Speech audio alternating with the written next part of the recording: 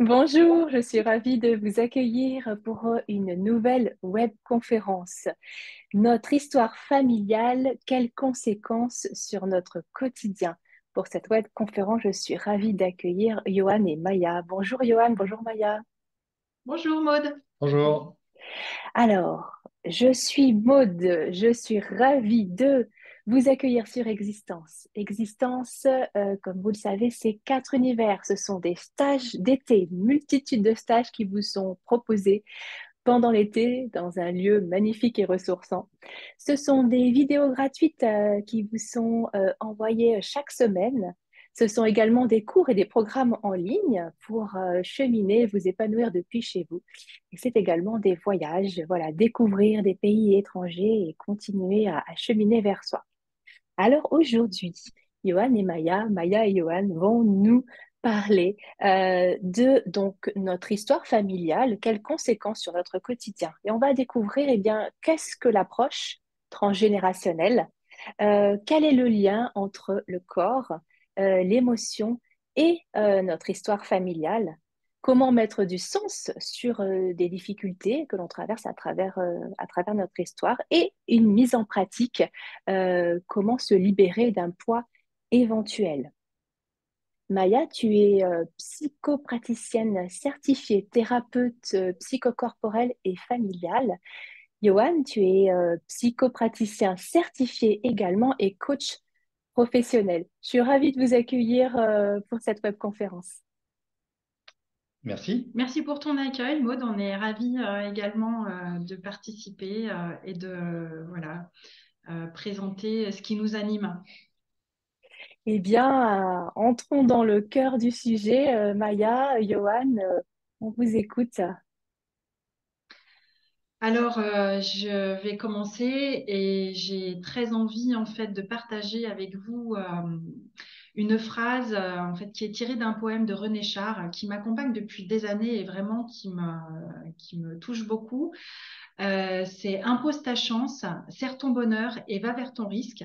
À te regarder, ils s'habitueront. Cette phrase, pour moi, illustre beaucoup, en fait, et très bien le chemin à parcourir. C'est un chemin que j'ai fait également, hein. Pour faire le lien, en fait, j'en suis venue à m'intéresser à mon histoire familiale, donc à faire des recherches et tout un travail en transgénérationnel et à faire le lien avec le corps.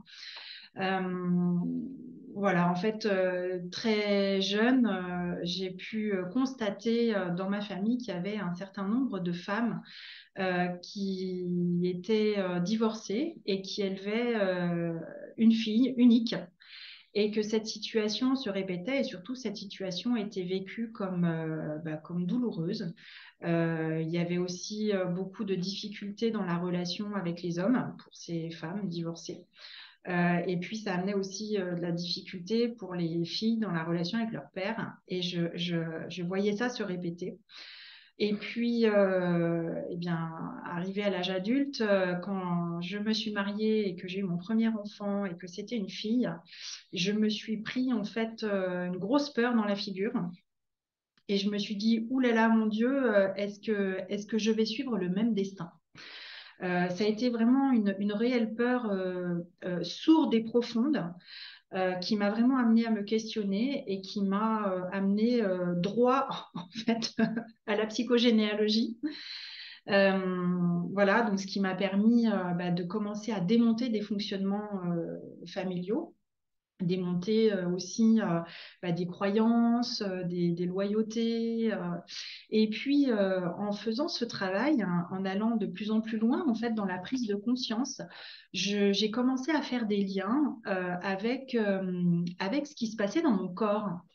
Et au-delà de cette situation, voilà, de ces femmes, de ces filles qui se répétaient, il y avait aussi des secrets, évidemment, qui n'étaient pas dits et qui dataient de plusieurs générations.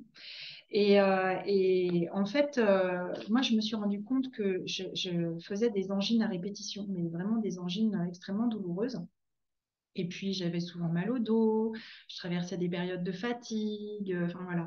Et j'ai commencé en fait à faire le lien entre ce qui se passait dans mon corps et mon histoire familiale.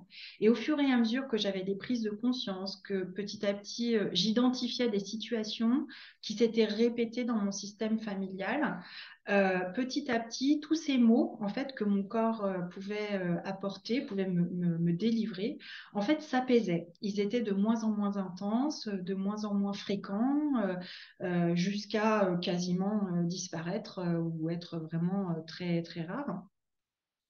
Et à partir de là, je me suis dit, mais c'est quand même incroyable cette complémentarité qu'il y a entre le corps, entre ce travail de psychogénéalogie, de transgénérationnel, c'est-à-dire de prise en compte du passé, hein, de notre passé, notre vécu, mais aussi notre histoire familiale. Et à partir de là, en fait, j'ai été complètement portée par ces prises de conscience, par ces liens, par ces approches. Et à mon tour, en fait, j'ai eu envie de partager ça. J'avais d'ailleurs autour de moi, hein, et puis peut-être que vous vous reconnaîtrez aussi, hein, parmi ces exemples, mais autour de moi, ben, déjà à l'époque et encore aujourd'hui, j'entends régulièrement, voilà, j'arrive pas à avoir une relation amoureuse satisfaisante, j'aimerais bien construire une famille, mais je rencontre pas la personne qui me convient, ou alors ça dure, mais jamais plus de 6 mois, à chaque fois je me fais larguer. Euh, J'entends aussi régulièrement euh, euh, voilà, de la difficulté à mettre en place une vie professionnelle, par exemple, une vie professionnelle instable, chaotique, on n'arrive pas à savoir ce qu'on veut, on n'arrive pas à s'épanouir dans son travail. J'entends également la difficulté dans les émotions, par exemple, des émotions, des épisodes d'émotions qui submergent et qui peuvent être d'ailleurs délétères hein, dans les relations, qui peuvent venir un peu déstabiliser les relations, les amitiés, les relations professionnelles, familiales. Et à chaque fois, en fait, il y a cette notion de répétition. En fait, il se passe quelque chose, je vis une situation qui se répète que je n'arrive pas à changer et je comprends pas pourquoi. Voilà. Donc, moi, je suis vraiment partie de ce constat-là. Et puis, en fait, il y a des réponses. Il y a des solutions. Enfin, en tout cas, il y a des pistes. Il y a des pistes à suivre. Et bien, oui, entamer ce chemin-là, changer de direction, arriver à dépasser des fonctionnements qui nous desservent qui nous empêche de progresser, d'avancer dans notre vie. Alors oui, c'est sûr, voilà, impose ta chance, serre ton bonheur, va vers ton risque. Bah oui, c'est sûr, ça demande de s'engager en fait vers soi, ça demande vraiment d'entamer un chemin.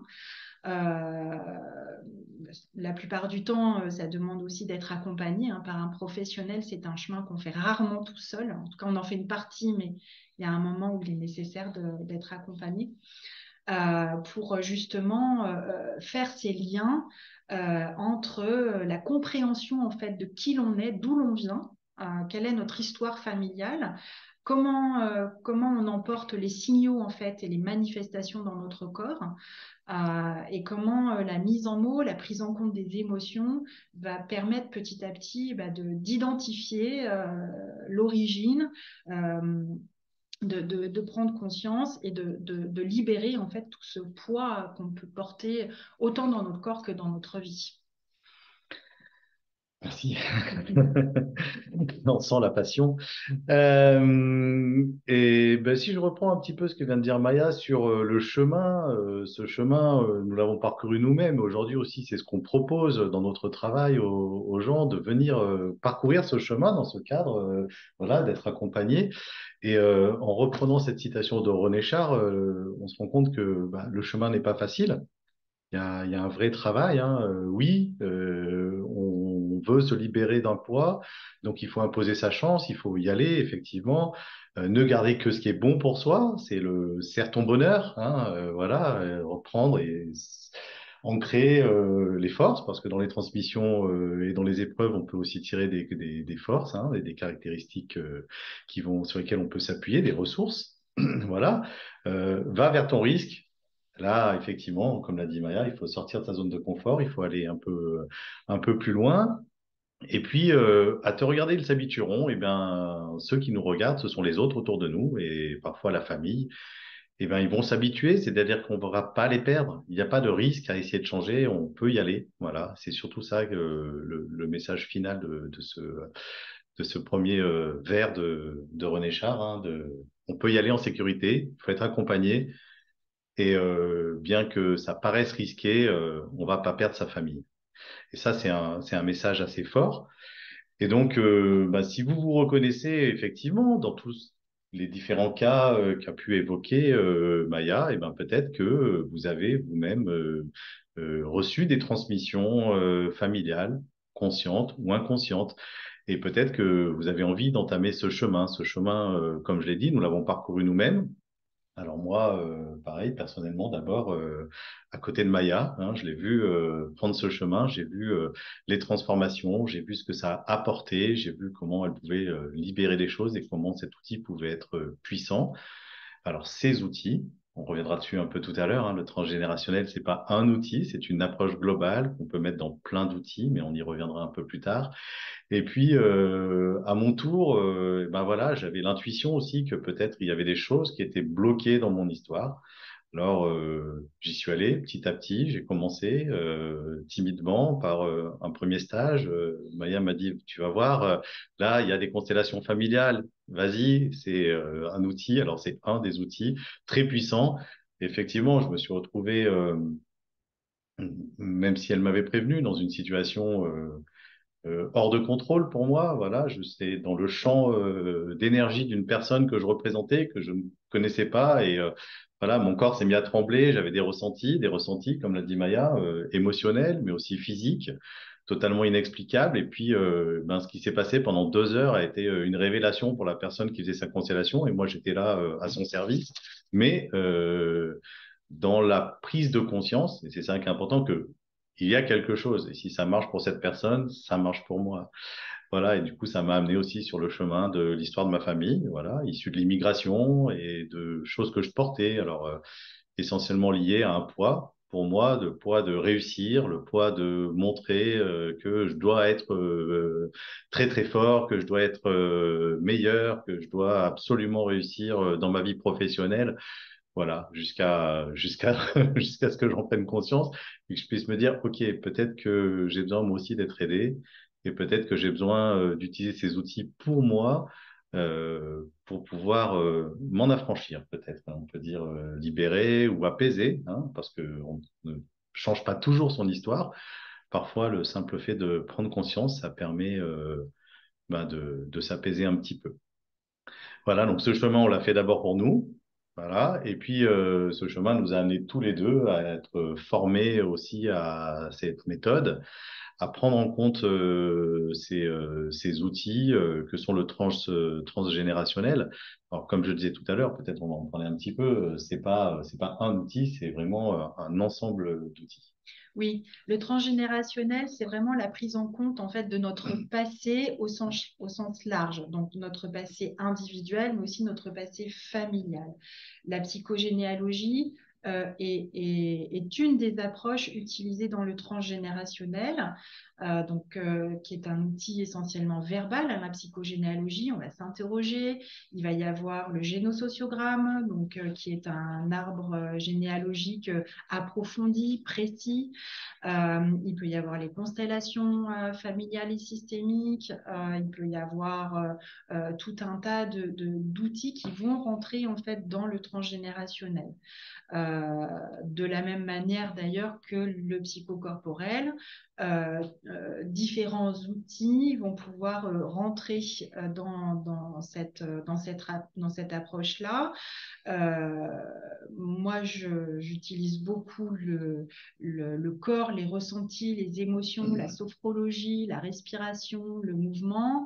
D'autres iront probablement avec du massage, avec des thérapies manuelles, etc. Tout ça va rentrer aussi dans le psychocorporel. Euh, voilà. Oui. Et je Je suis voulais, je voulais revenir sur. Tu avais perdu le fil, Maya, ça tombe bien. Je voulais revenir sur quelque chose que vous avez dit d'important, enfin qui me semble important de noter, que dans les transmissions, nos transmissions, notre histoire familiale, nos transmissions, il y a aussi bien du potentiel. Et ça, c'est très important, je trouve, de le noter parce que parfois, on n'arrive qu'avec les difficultés et on se rend compte qu'il y a du potentiel à récupérer. Donc, je trouvais ça important de le noter, qu'on va aussi aller explorer et peut-être découvrir des potentiels auxquels on n'avait pas pensé, qu'on n'avait même pas imaginé. Et là, effectivement, vous venez de nous décrire les différents outils du transgénérationnel, dont les constellations familiales que tu as évoquées, Johan. Du coup, j'imagine que nos participants ont pu se reconnaître voilà, dans les problématiques évoquées. Et finalement, les outils que vous venez de nous présenter vont venir eh bien, mettre de la lumière, en tout cas débloquer ces fonctionnements répétitifs. Hein, tu parlais, Maria, de répétition, ces voilà. blocages, ces peut-être sensations qu'on a l'impression de porter quelque chose qui ne nous appartient pas. Et voilà là où vous allez vous intervenir et proposer tous ces outils pour eh bien, ouvrir sur une autre façon d'être au monde finalement, c'est ça? Voilà, exactement. En fait, l'intérêt d'être accompagné, c'est vraiment d'avoir une lecture, d'avoir un retour, en fait. Hein. Donc, on passe beaucoup par les mots, par l'expression verbale, l'expression du corps, et d'avoir un retour, hein, d'avoir un feedback, en fait, sur ce qui est déposé, afin de commencer à tisser des liens, en fait. Hein. Les participants arrivent, voilà, avec la demande, avec la difficulté, avec tout ce qui va pas, etc., avec la fatigue, voilà. Et en fait, l'avantage de se faire accompagner, c'est que en fait, nous, on va pouvoir commencer à faire comme un puzzle, à relier en fait, à poser des questions, amener à réfléchir, à se questionner et à relier les différents éléments entre eux. Après, bien sûr, on amène aussi toutes nos questions qui concernent l'histoire familiale, hein, dans quel contexte vous avez grandi, enfin voilà, qu'est-ce qui s'est passé, etc. De quoi vous vous souvenez, de quoi vous ne vous souvenez pas. Tout est information. Et en fait, c'est là où les participants vont pouvoir commencer à avoir des prises de conscience, à se dire, ah mais oui, c'est vrai que en fait, chaque fois que je vais faire Noël dans ma famille, à chaque fois, je reviens ou je pars, j'ai la grippe, je reviens, j'ai la migraine. C'est très schématique, mais c'est quand même quelque chose qui revient souvent. Là, par exemple, j'avais dernièrement une jeune femme qui est venue me consulter après avoir eu un deuxième enfant. Alors, elle avait eu un premier enfant, un petit garçon. Voilà, tout s'était bien déroulé. Et puis, au deuxième enfant, c'est une fille. Et là, la rencontre a du mal à se faire entre cette jeune maman, sa fille. Son bébé pleurait beaucoup. Elle avait du mal à la comprendre. Son bébé restait très accroché à elle. La relation était compliquée. Voilà, et cette maman commençait à se sentir assez démunie de ne pas arriver à comprendre son bébé, enfin, etc. Elle se dévalorisait. Et en fait, en cherchant dans son histoire, on a pu voir que sa mère elle-même a très probablement traversé une dépression du postpartum après la naissance de sa fille, qui n'a pas été diagnostiquée, qui fait que cette mère, elle s'est retrouvée dans des gestes eh bien, très automatiques. En fait, elle a fait tout ce qu'elle a pu pour ne pas montrer son désarroi, pour ne pas montrer sa difficulté, parce il y a 3, 4 ou 5 décennies, c'était le genre de choses qu'il ne fallait pas dire, qu'il ne fallait pas montrer. Être mère, c'était formidable, encore aujourd'hui, hein. Donc, si on se sent en difficulté, il ne faut pas le dire, il ne faut pas le montrer, il ne faut pas que ça se sache. Et cette mère, en fait, a tout fait pour contenir sa difficulté et son état dépressif, hein, qui est une vraie maladie. Et donc, elle a pu tenir grâce à des gestes automatiques. Donc, elle s'est occupée de son bébé. Voilà, elle l'a changé, elle l'a habillé, elle l'a nourri, mais avec des gestes complètement automatiques. Ce que sa fille, en tant que bébé, a interprété comme un manque d'amour. Aujourd'hui, enfin, jusqu'à maintenant, la relation mère-fille était difficile. La rencontre n'a pas réussi à se faire. C'est conflictuel, c'est tendu, il y a beaucoup d'incompréhension. Et donc, c'est ce que cette jeune mère bien reproduisait, en fait, sans s'en rendre compte, avec sa fille qui, du coup, pleurait beaucoup. En ayant pu identifier, en fait, cette origine à la difficulté qu'elle vivait aujourd'hui avec sa propre fille, elle a pu déjà mieux comprendre sa mère. Donc, ça n'a pas changé l'histoire. En revanche, elle a compris que c'était pas un manque d'amour de la part de sa mère, mais que elle avait traversé une réelle difficulté, mais qui à l'époque n'a pas été comprise, n'a pas été diagnostiquée. À partir de là, les pleurs de son bébé ont cessé. La petite fille a pu s'épanouir, voilà, commencer à s'intéresser à l'extérieur, s'intéresser aux autres enfants. Aujourd'hui, c'est une relation apaisée qui fonctionne. Voilà, donc il y a eu une vraie prise de conscience en fait d'éléments dans son histoire familiale. Il y avait des choses qu'elle savait, mais il y avait aussi des choses qu'elle ne savait pas vraiment, en fait, qu'elle n'avait pas reliées entre elles, et elle n'avait pas fait le lien forcément avec son corps et du coup son bébé. Et du coup, pour revenir à ce que dit Maya, effectivement, le premier travail qu'on fait, en fait, il va consister à identifier, voilà, d'où ça vient, identifier les origines. On part effectivement de ce avec quoi arrivent les gens. Donc, une douleur, une fatigue. Tout à l'heure, Maya a parlé, ça peut être des maladies, ça peut être un problème professionnel, ça peut être un problème relationnel, ça va être un problème qui va être, on va travailler sur tous les plans. Donc, on va travailler sur le plan du corps physique. Donc on est là, on parlait douleur, fatigue, voilà, on va être sur le plan du corps émotionnel. Je ne maîtrise pas mes émotions, j'y arrive jamais. J'ai un problème dans mes relations avec mon cadre familial ou avec mes collègues de boulot, mais souvent on se rend compte aussi que le cadre du boulot va jouer une répétition peut-être de l'autorité, peut-être voilà. Donc on part de ça et avec tout ça, on va amener les gens en appliquant différents outils dont on a parlé tout à l'heure à prendre conscience. Ça, c'est le grand mot, c'est des prises de conscience. Après, le travail se fait naturellement petit à petit déjà quand les gens comprennent ce qui se passe pour eux. Forcément, ça va aller vers une libération. Forcément, ça va aller vers un mieux-être, ça va apaiser les choses et on va aller dans ce qu'on dit pour ce stage, plus de vitalité à la fin. Voilà, une vie plus sereine parce qu'on est capable de le prendre. Ça ne veut pas dire qu'on s'en libère totalement, ça veut dire qu'on l'accepte, soit on s'en libère, on rend, soit on comprend nos réactions. Et déjà, ça nous aide dans les relations.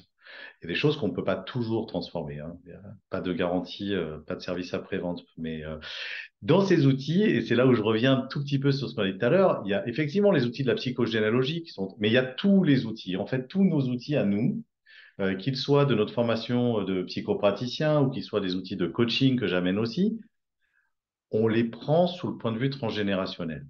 C'est-à-dire qu'on peut prendre n'importe quel outil. On peut prendre le travail du corps, le mouvement. On peut prendre de la sophrologie. On peut prendre des pratiques narratives. On peut prendre de l'analyse transactionnelle ou de la PNL. Voilà. Et on va appliquer pour aller voir ce qui se passe. Donc, voir ce qui se passe dans le transgénérationnel, c'est prendre en compte, pardon, le système familial au complet. Donc le système familial, effectivement, parfois on retombe sur la psychogénéalogie, c'est mes parents, mes grands-parents, mes arrière-grands-parents, ce que disait Maya tout à l'heure, génosociogramme, quelles étaient leurs conditions de vie, quels sont les traumatismes qu'ils ont vécus, les grandes épreuves, voilà. Et puis parfois, c'est beaucoup plus simple. C'est vraiment à partir d'un ressenti, voilà, d'aller identifier d'où ça peut venir, à partir d'un ressenti, puis aussi de nos intuitions. Et on va travailler avec ces outils. Donc c'est pour ça qu'on ne parle pas que de psychogénéalogie, pardon, mais vraiment de transgénérationnel, parce que c'est une approche vraiment globale. Voilà.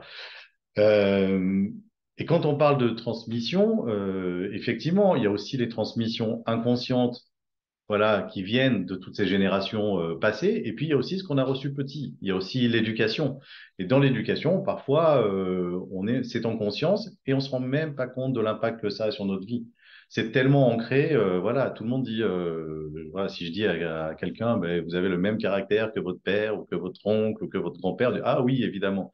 Ah, et souvent, bah, c'est un fait et les gens le prennent, mais essayent pas de le changer. Oui, alors oui, je peux être voilà colérique et c'est un débordement émotionnel que je n'arrive pas à gérer.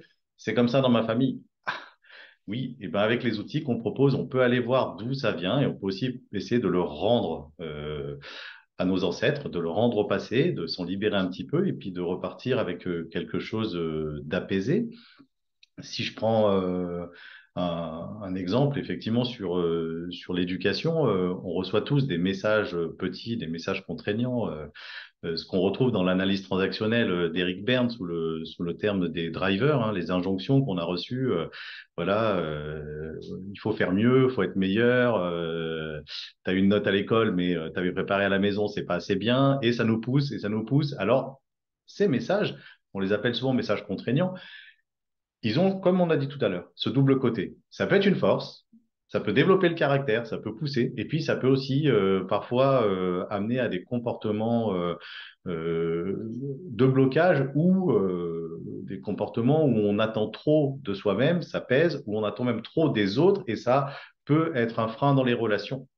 Donc, ce travail sur les drivers, par exemple, c'est un travail qu'on met beaucoup dans nos pratiques, voilà, pour que les gens en prennent conscience. Quand on leur parle des messages, ils disent, ah mais oui, mais ça c'est clair, ça c'est moi, ça j'ai reçu ce message petit. On les a tous reçus, hein. Il y a 5 grands messages dans l'analyse transactionnelle, hein. Dépêche-toi, sois fort, sois parfait, voilà. Sois gentil, non? Non. Non, ben, je les retrouve là. Je suis perdu, pardon, excuse-moi. Fais plaisir. Ah, fais plaisir, C'était voilà. celui-là, fait plaisir. Voilà. Et fais des efforts. Fais des efforts. Ah, Ah, tu veux toujours faire mieux, tu veux toujours, voilà, fais des efforts. Et ces messages, en fait, avec ces messages contraignants, on se forge. On développe notre caractère aussi. Voilà, on les reçoit dans notre éducation. Et en fait, ce qu'on voit, c'est que bah, si on les reçoit nous dans notre éducation, et ben, de la même manière, nos parents les ont reçus. Nos grands-parents les ont reçus. Et probablement celui qu'on reçoit le plus, parce qu'on a toujours, on dit, 2 drivers dominants, ceux qu'on a reçus de nos parents, probablement eux-mêmes les avaient déjà reçus de nos grands-parents, de leurs propres parents. Et donc, ça se transmet aussi. Donc, voilà, il y a des choses qui parfois sont tellement évidentes que quand on en parle aux gens, ils se disent, ah mais oui, bien sûr que j'ai reçu ce message, bien sûr, et c'est normal pour eux. Et puis, quand on creuse un peu, eh ben, ça les aide parfois voilà, à comprendre et à se sortir de situations. Et ces messages contraignants, on voit que souvent, en fait, la problématique qui est liée au message, elle se révèle dans des situations de stress extrême. Et donc, c'est aussi ça, c'est apprendre à les reconnaître, s'en servir pour mieux réagir. Voilà, des fois on se libère et puis des fois juste on accepte et on essaye de mieux réagir. Donc, il y a voilà, des choses qui sont, voilà, l'analyse transactionnelle, la PNL sont des outils qui ont, à la base, ne sont pas tout à fait considérés comme du transgénérationnel. Mais nous, on va chercher le côté transgénérationnel dans ces outils. On a aujourd'hui la chance d'avoir des études scientifiques, hein, notamment l'épigénétique, qui est l'étude des modifications des gènes, hein, qui sont faites par des docteurs en sciences, dans des labos universitaires, voilà, des gens respectables, et qui, voilà, on a plusieurs études, notamment en Suisse, aux États-Unis, voilà, qui sont accessibles sur Internet et qu'on trouve et qui montrent sur plusieurs générations des modifications de gènes qui ont eu lieu à partir, alors ça existe sur les animaux au début, mais ça existe aussi sur les humains et ils ont montré que voilà, des gens qui ont vécu des gros traumatismes, notamment pendant la Seconde Guerre mondiale, ont eu une modification d'un gène eux-mêmes liés à ce traumatisme. Et ce gène, en fait, reste modifié sur 2, 3 générations. Et en fait, l'impact, c'est que au bout de 3 générations, ces descendants qui n'ont pas vécu le traumatisme Alors, on leur a raconté, mais ils ne l'ont pas vécu en direct. Ils vivent même pas dans le même pays. Ils sont immigrés loin dans un pays où sont en toute sécurité, vivent dans la peur et dans des phobies inexplicables et qui sont liées à ça. Donc voilà, donc c'est aussi tout cet ensemble d'outils qui nous amène à nous dire effectivement, on peut remonter et si ces gènes ont été modifiés par un traumatisme, eh ben nous, on peut travailler pour essayer de détricoter, de remodifier pour que cette transmission s'arrête. Le but, c'est de dire, OK, j'en prends conscience, mais j'essaie aussi de ne pas transmettre à mes propres enfants et aux générations qui viennent derrière. Et notamment, ça touche beaucoup les gens qui viennent avec des traumatismes vraiment comme ça, violents, ou des maladies génétiques, ou des choses comme ça qui sont transmises et qui ont vraiment des peurs. Mais c'est important, Johan, ce que tu dis, de se libérer soit pour sa propre vie, mais aussi pour les générations à venir. Là, c'est une belle action aussi de guérison et de réparation pour nos enfants. Et effectivement, en fait, se libérer, alors on ne va pas pouvoir changer notre histoire. En revanche, on va pouvoir changer de regard sur notre histoire. La prise de conscience, l'identification en fait d'une situation d'origine va permettre de la remettre dans son contexte et à ce moment-là d'aller en chercher le potentiel. C'est vraiment à ce moment-là qu'on va pouvoir aller en recueillir le potentiel. Une fois qu'on a pu vraiment aller dans l'émotion, qu'on a pu aller dans le corps, qu'on a pu mettre des mots, qu'on a pu voilà, repérer les éléments dans le système familial, que là, on va dire, OK, maintenant, comment j'ai envie de le vivre, ce truc-là? Cette blessure-là, qu'est-ce que j'ai envie d'en faire? euh, L'exemple que je prenais tout à l'heure de cette jeune femme, cette jeune maman, eh bien, ce qu'elle a pu retenir de sa propre mère, eh bien, en fait, c'est la force. La force pour justement dépasser les difficultés. Voilà, la force dans des situations qui pourraient voilà, déstabiliser profondément. On pourrait avoir l'impression qu'on va s'écrouler, etc. Eh bien, elle a pu aller prendre voilà, la force que sa mère a eue pour rester en vie, pour ne pas sombrer, pour ne pas être séparée de son bébé et continuer malgré tout. Ça lui a pris du temps, mais aujourd'hui, cette femme-là, elle peut aller prendre la force.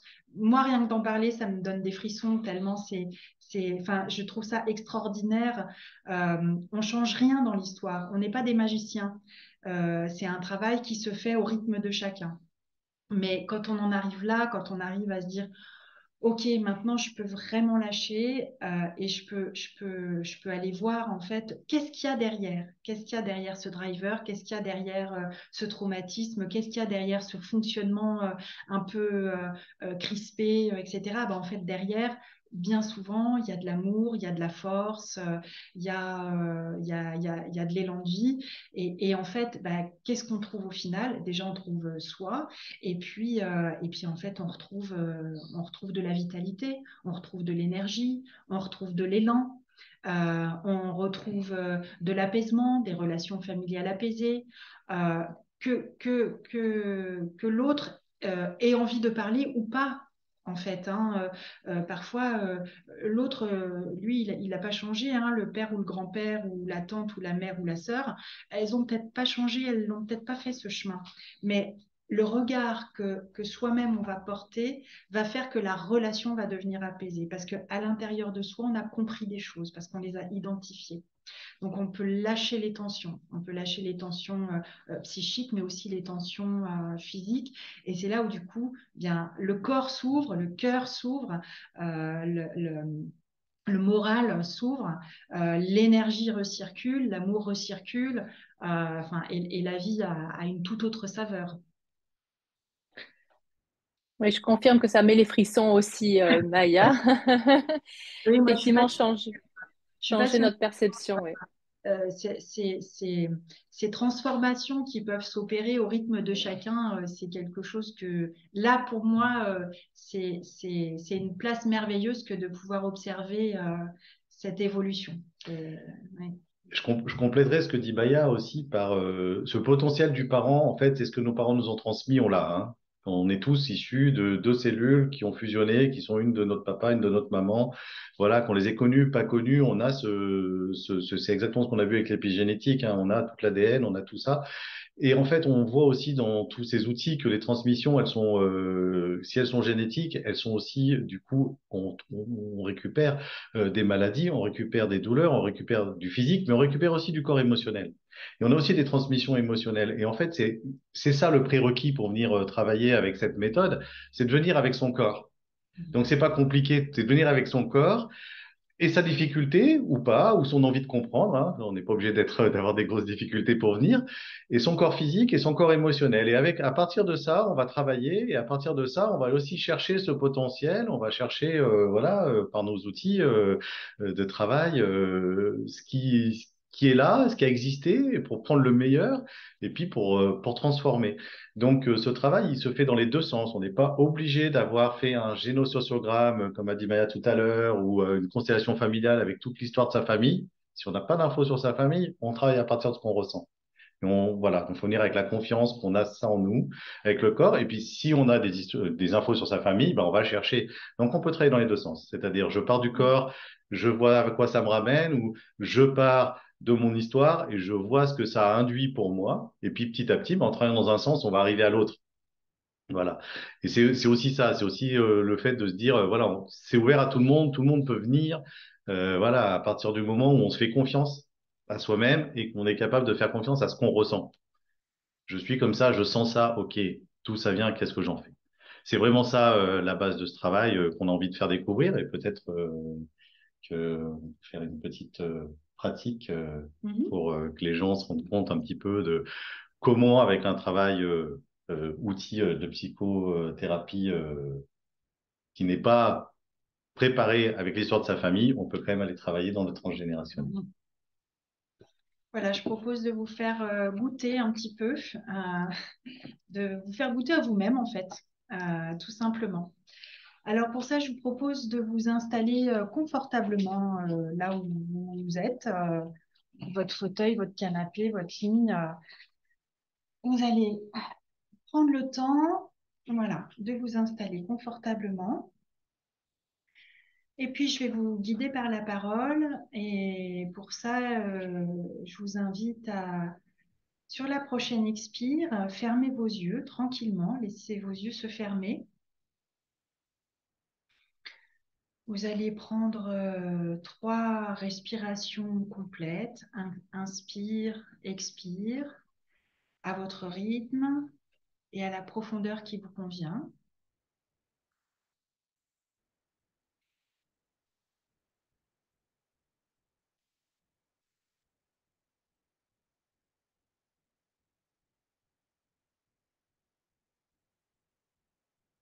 Et puis, vous allez laisser votre corps s'étirer naturellement. Les bras, le dos, la colonne, les jambes, les pieds, les chevilles, la tête.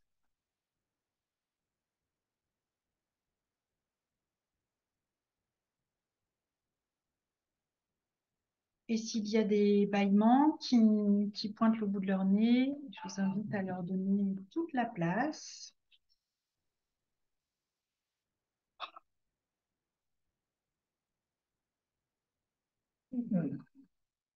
Parfois, les bâillements, on peut aussi aller les chercher en respirant fortement et en ouvrant grand la mâchoire. Et puis, vous laissez votre corps se déposer confortablement là où vous êtes installé.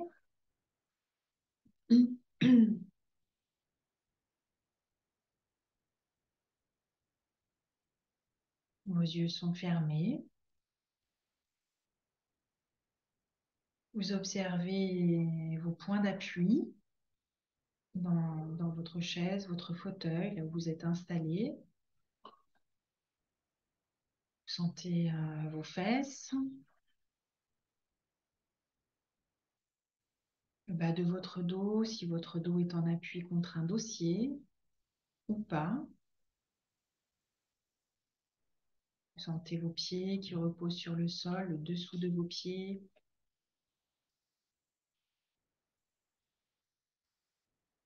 La paume de vos mains qui repose peut-être sur vos cuisses ou sur votre ventre, sur les bras d'un fauteuil.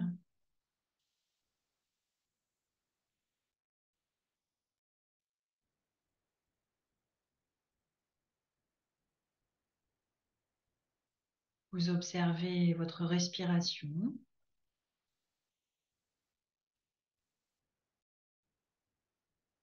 Est-ce qu'elle est plutôt en haut de votre cage thoracique? Est-ce qu'elle est plutôt ventrale? Vous observez. Vous n'avez pas la nécessité de la changer, sauf si ça ne vous convient pas. Vous observez votre respiration.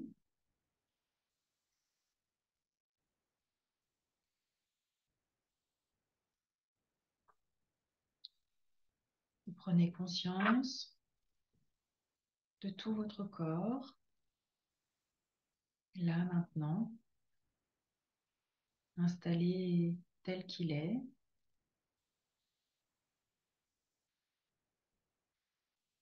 Et c'est vous qui connaissez votre degré de confort. Et durant toute cette petite pratique, vous laisserez votre corps chercher son confort, se réajuster chaque fois qu'il y aura besoin de changer de position, de vous étirer, de bâiller, surtout vous laisser faire. Il est possible parfois qu'il y ait des petits mouvements qui s'installent. Vous laissez faire.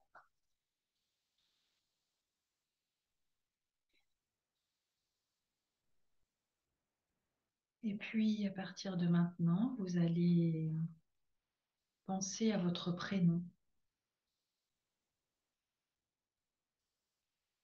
Et dans votre tête, vous allez pouvoir prononcer votre prénom.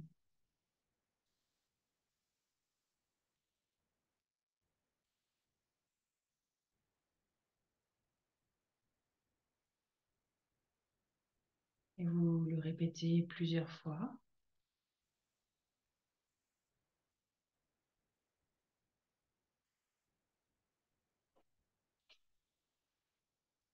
Et si vous êtes tout seul et que le lieu d'où vous écoutez cette conférence le permet, vous pouvez même le murmurer,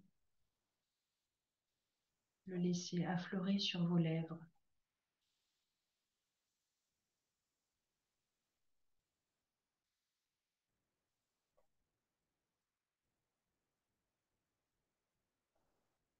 Et puis vous sentez ce qui se passe dans votre corps et dans vos émotions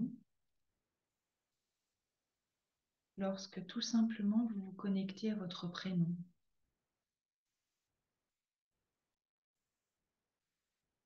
Ce prénom que vous répétez quand vous vous présentez à des nouvelles personnes, quand on vous demande votre identité.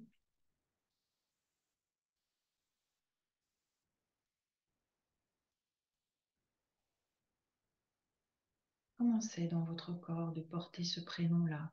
Comment c'est dans vos émotions de porter ce prénom-là?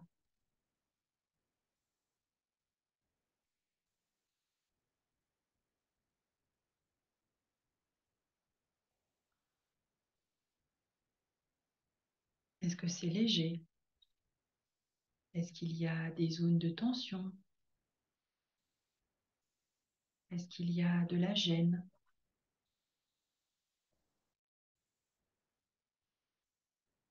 Est-ce que vous en aimez les sons? Est-ce qu'il est facile à prononcer?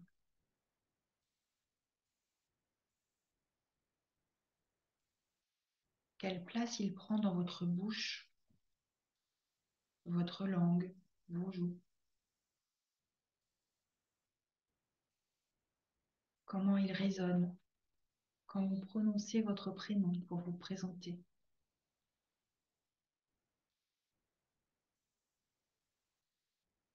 Est-ce que quand vous vous présentez, vous dites votre prénom à haute voix? Est-ce que vous le dites avec une douce voix? Est-ce que vous avez l'habitude de le dire vite, de l'articuler?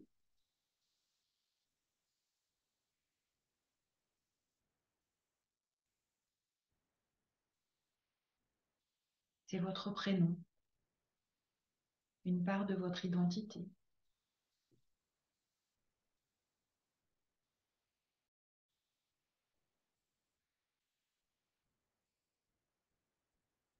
Ce prénom, il vous vient de vos parents. Ce sont vos parents, votre père, votre mère, qui ont choisi ce prénom pour vous.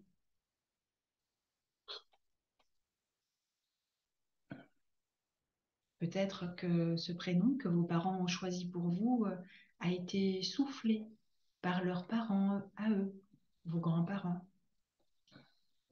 maternels, vos grands-parents paternels.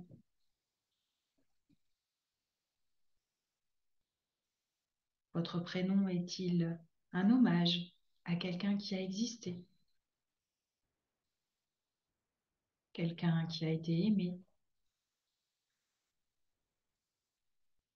et qui a disparu, quelqu'un qui est regretté, quelqu'un qui a accompli un destin particulier, ou au contraire, quelqu'un qui n'a pas vécu longtemps du tout. On aurait aimé voir plus longtemps.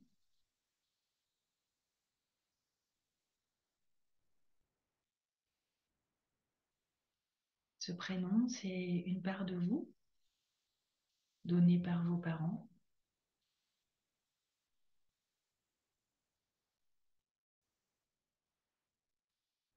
Et je vous invite maintenant à remonter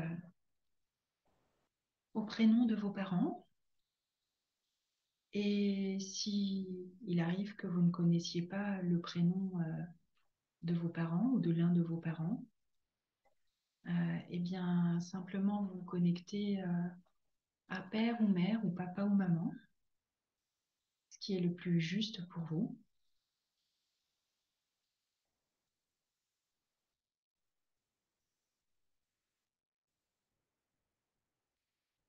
Et puis vous observez ce qui se passe dans votre corps quand vous vous connectez, quand vous mettez en conscience avec les prénoms de vos parents,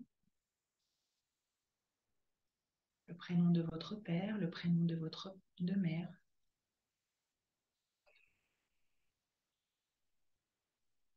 Qu'est-ce qui se passe à l'intérieur de vous?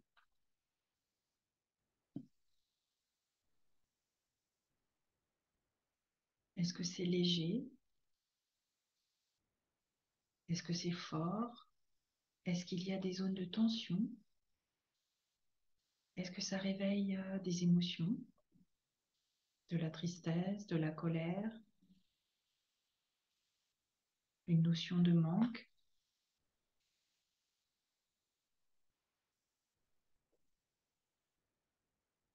Juste vous observez comment votre corps porte cette mémoire-là, celle de la présence de vos parents.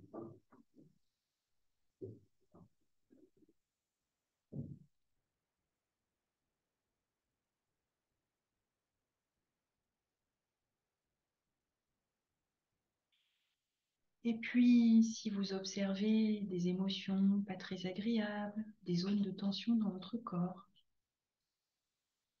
je vous invite à aller chercher de quoi vous auriez besoin ou de quoi auraient eu besoin vos parents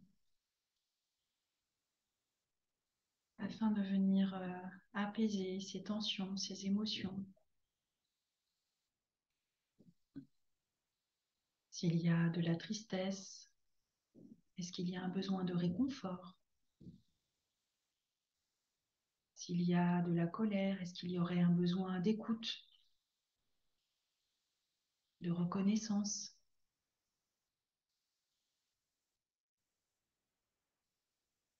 S'il y a de l'amour, alors tout va bien.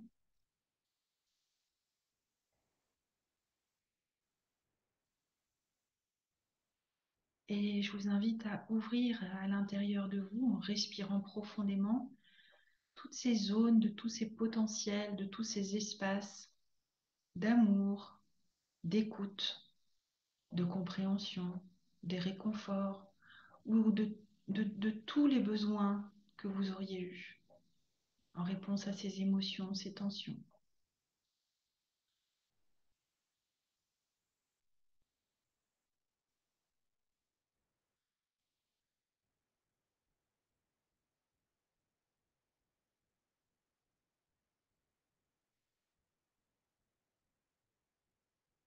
Vous respirez profondément et tranquillement dans toutes vos sensations.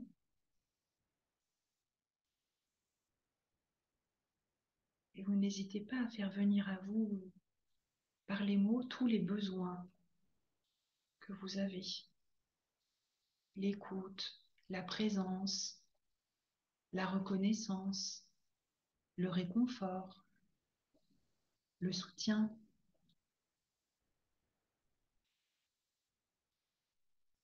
Je vous invite à ouvrir ces espaces en vous et à respirer dedans profondément et tranquillement.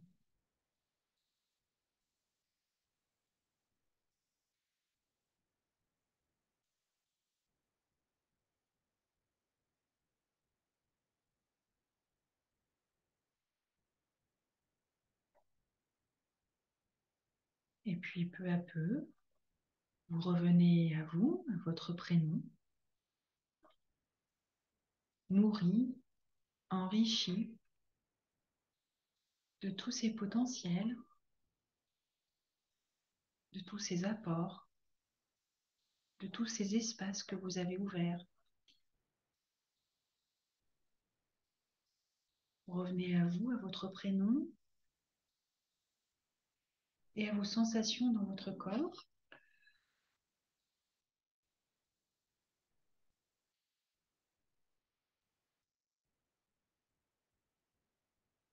Lorsque vous allez chercher précisément ce dont vous avez besoin.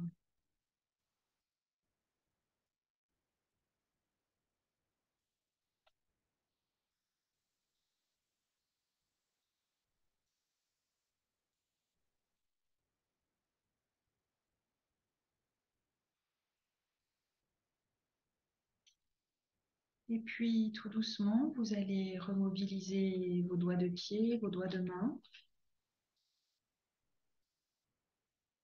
vos jambes et vos bras. Vous inspirez profondément et vous soufflez fortement pour vous redynamiser.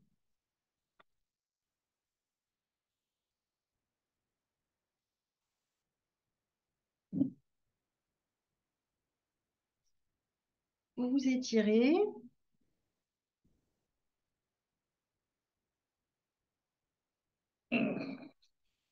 Et vous pourrez rouvrir vos yeux. Cette pratique est terminée pour aujourd'hui.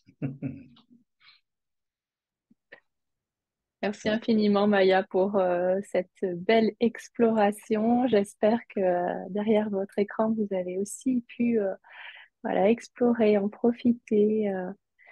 C'était pour moi, j'ai trouvé ça vraiment très intéressant en tout cas. Euh, Tu conseilles, Maya, peut-être de noter les ressentis ou peut-être si les participants ont envie de partager. Oui, tout à fait. On peut effectivement, vous pouvez effectivement noter vos ressentis. Après, je ne sais pas s'il y a un endroit où c'est possible de les partager euh, sur la chaîne d'existence ou en tout cas, sinon, n'hésitez pas à envoyer un mail. Maud vous dira où. Oui, bien sûr, oui, oui. Oui, oui, c'est intéressant de... Ou même sur les réseaux sociaux. Après, vous pouvez mettre sur le site d'existence ou sur mon site si vous souhaitez partager quelque chose. Bien sûr, voilà, c'est toujours intéressant de voir. Voilà, il n'y a pas de jugement à avoir. C'est vraiment que de l'observation. On va vraiment s'accueillir tel qu'on est. Voilà. Merci infiniment en tout cas à tous les deux. Eh bien, ça va être le moment de se quitter. Est-ce que vous avez envie de nous dire un petit mot pour conclure peut-être? Oui, rapidement, c'était juste pour me dire cette pratique, voilà, est un bon exemple avec un outil qui part de la sophrologie, montre que voilà, on peut faire un voyage dans les générations et aller voir ce qu'on porte. Et le prénom, c'est un bon exemple, voilà. Et donc ça montre effectivement que dans ce qu'on va proposer dans nos stages, c'est ce type de travail, voilà. Donc si les gens ont une petite, ont envie de venir expérimenter cette approche globale, voilà, dans un cadre sécurisant où on sera pas derrière l'écran, donc il y aura un peu plus de mouvement, il y aura un peu plus d'outils qui seront proposés. Voilà, et puis il y aura aussi ce qu'on espère à chaque fois qu'on fait des stages, la cohésion, la force du groupe qui sera un soutien et qui est toujours, toujours merveilleux et toujours aussi puissant. Voilà, en tout cas, merci de nous avoir écoutés et merci à toi, Maud, aussi, d'avoir organisé cette conférence. Merci infiniment à vous deux, Maya. Merci beaucoup, oui, d'avoir donné l'occasion de présenter notre travail. Merci infiniment à vous deux. C'était vraiment très, très intéressant, très enrichissant.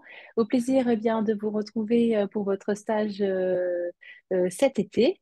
Euh, voilà, pour goûter encore un peu plus tout ce que vous proposez, pour aller bien voir notre histoire familiale et aussi surtout explorer ce qu'on peut déposer, ce qu'on peut garder de bon pour avancer et cheminer vers notre vie.